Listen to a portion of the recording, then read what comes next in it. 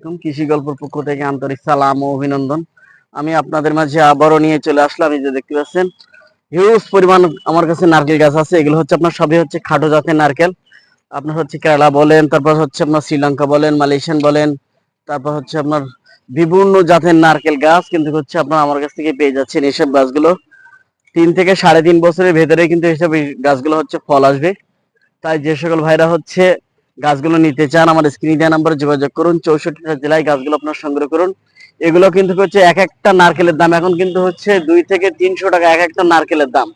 এখন তাও কিন্তু সেভাবে পাওয়া যাচ্ছে না নারকেল, এখন কিন্তু বিলুপ্তির মুখে চলে যাচ্ছে এই নারকেল গাছগুলা।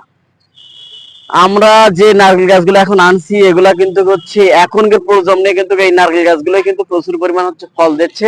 তা আমাদের কিন্তু এগুলো প্রচুর পরিমাণ হচ্ছে লাগানো উচিত। তাই বেশি বেশি পরিমাণ আমরা এই নারকেল গাছগুলো লাগাবো। আমাদের জমির চতুর সাইড দিয়ে এগুলো আমরা হচ্ছে রোপণ করতে পারি। এগুলো জমিরও কিন্তু কোনো ক্ষতি করে না, হচ্ছে বাণিজ্যিকভাবে আমরা এগুলো চাষও করতে